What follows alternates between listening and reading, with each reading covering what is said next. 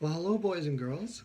It's when I feel like at o'clock, just pre-rum o'clock in the morning, and I got some inspiration to do some stuff on the Detroit Red Wings coming up. By the way, I don't know if many of you know, but for every subscriber, you will receive a air by helicopter a vat of Nutella, and via airmail a My NHL Pearls of Wisdom necklace. That's right, a pearl necklace for you.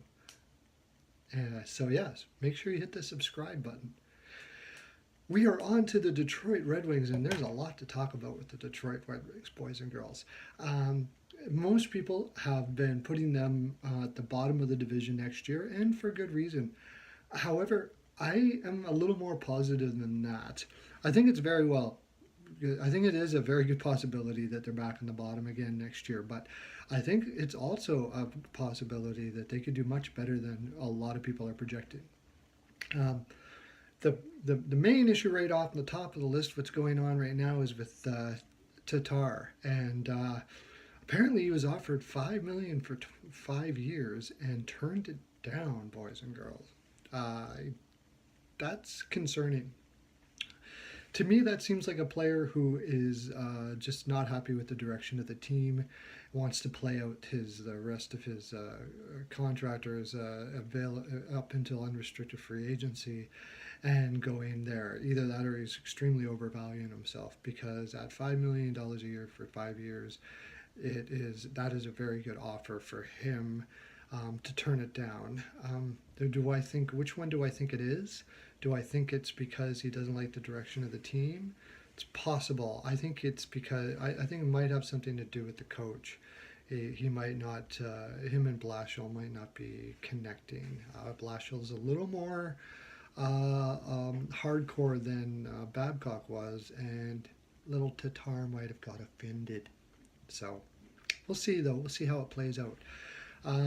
Besides that, if you don't happen to be able to sign him before next year or have to trade him, you have Athanasiou also on the wing there, and this boy has got some talent.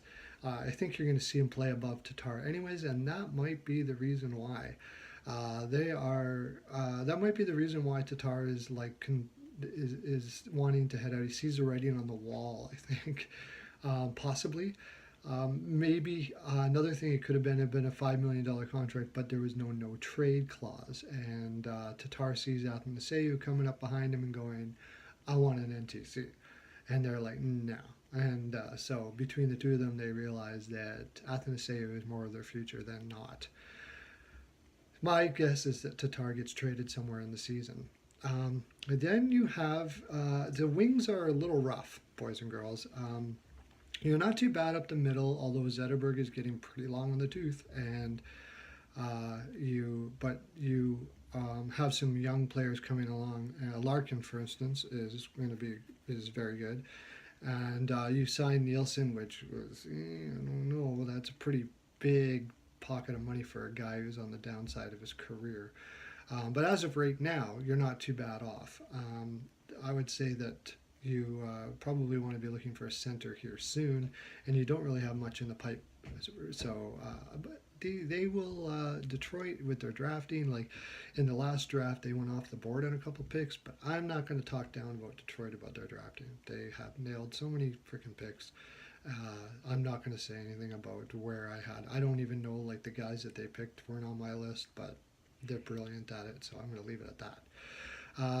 You do have Svechnikov coming up for the Wings, though, and right now I think if you look at the depth chart, they have him on the fourth as a fourth line or something like that. That's not going to be the case. He's either going to be in the minors or he's going to be in the top two.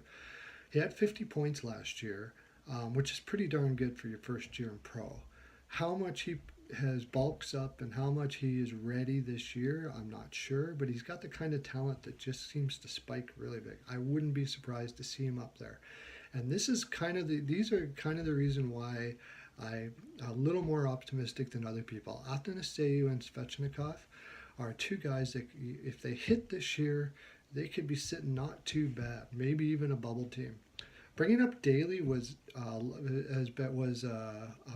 looked down upon by a lot of people, but he's he's a good filler for their top four for now. They don't have their defense is definitely kind of an issue. Uh, I think Jensen is your fourth, and it's up in the air whether he should be even a 5 or 6. So this is where the big issue is. Bringing in Daly with you have Kronval who's on the downswing, and Eriksson is way on the downswing, and that big kind of I guess ace in the hole, or not ace in the hole, but somebody who really needs to pick it up right this year is Ouellette. Ouellette has been groomed for quite a long time, and it's time for him to take a step up this year. Detroit doesn't give up on his players, and players tend to give try really hard to make the team because of it. They give him a lot of rope, and Ouellette has the potential. So I'm hoping that he can join De Kaiser in the top four for you guys, for your guys' sake. That's going to be your deficiency. There's a couple of defensemen coming up in Sariarvi, Hronek, and Hicketts. Hicketts had 32 points last year. They're all small, but they are small on the small side. But they have, especially Sariarvi, I would say even more than Hicketts, have extremely good offensive potential. Your future looks kind of good in the defensive side with those three. You'll probably need to get some size, but there's another person that is kind of forgotten about. I think they tried to get rid of Mrazek and it didn't work. I guess he's got some attitude problems there, so he better adjust them now because he's back on the team. Howard is an average goaltender, and he's good in the room. But they have this kid Coro, and he kind of flies under the radar a bit. I just have a feeling this year he's going to take the bull by the horns. I think he might outdo the Mrazek, and Mrazek might end up having to go to the minors, at least to be the backup, but maybe even outdo Howard. Watch out for that, boys and girls. Anyways, that's my. By the way, do I think they're going to make the playoffs? I wouldn't put my money on it. I'm saying no right now, but I think they could be a lot better than people are projecting.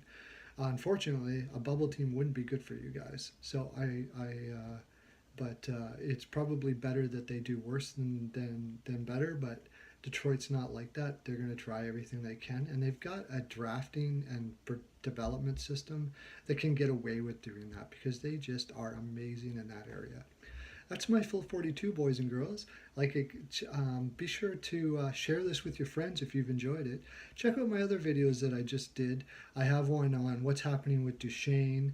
I have one I just did Tampa Bay. I did Pittsburgh. I did Toronto, I did Montreal. I got a whole bunch of them out there. Check out my NHL Pearls of Wisdom and subscribe so you can have all these pearls falling on your lap whenever I do the videos. Have a great day, everyone. Lots of love to you.